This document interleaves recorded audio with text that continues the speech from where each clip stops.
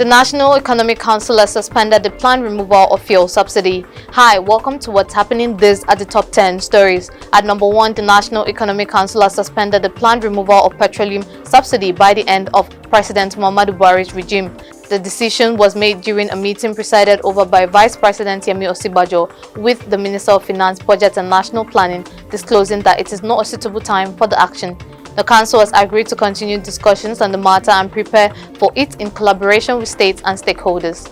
At number 2, the Supreme Court postponed the hearing of Nnamdi Kanu, the leader of the indigenous people of Biafra, until May 11th. During the hearing, the federal government was given permission to present new grounds for appeal against Kanu's release. Many Igbo leaders and the Ohaneze Ndibo have been calling for his release before President Buhari's term ends. Kanu is facing 15 charges of treasonable felony and terrorism filed against him by the federal government.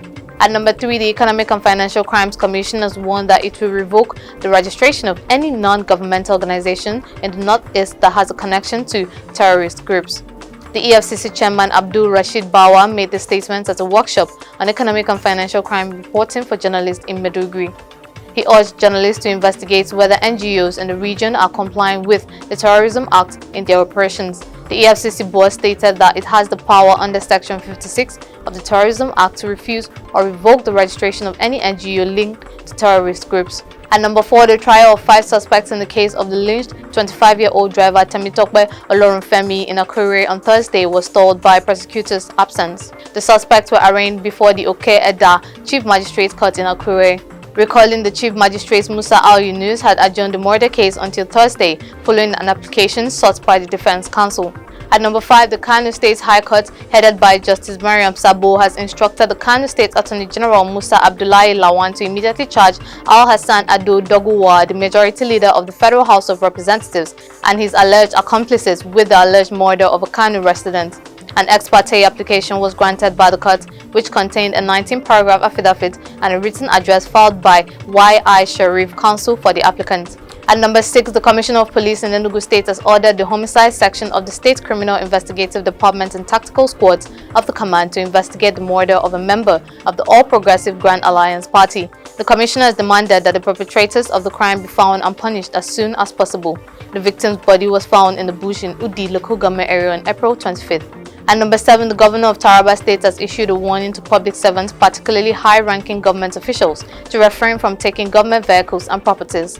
The warning was conveyed through a circular addressed to various government agencies, and anyone caught engaging in such activities will be punished. The circular was sent by the Permanent Secretary of the General Services on behalf of the Governor. At number 8, the chair of the Independent Corrupt Practices Commission, Bolaji Owasanoye, has cautioned CEOs of public organizations to be cautious of corruption, emphasizing that the severity of corrupt practices is not determined by the amount of money stolen or mishandled. Owasanoye's advice came during a meeting with CEOs organized by the Anti-Corruption Academic, the research and training arm of ICPC, with the help of the MacArthur Foundation.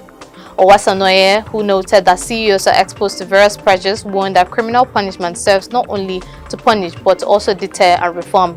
At number 9, the World Health Organization has launched a new initiative called Preparedness and Resilience for Emerging Threats to help countries prepare for and respond to future pandemics.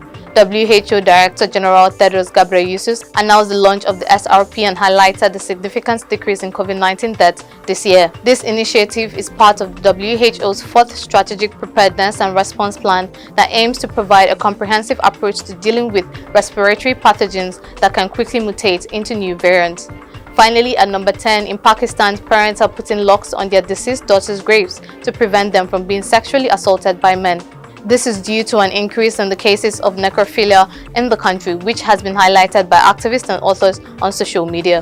An activist named Haris Sultan, who is an ex-Muslim atheist and author of The Curse of God, Why I Left Islam, has attributed the behavior to hardline Islamist ideology. That's all for today. See you next time on What's Happening.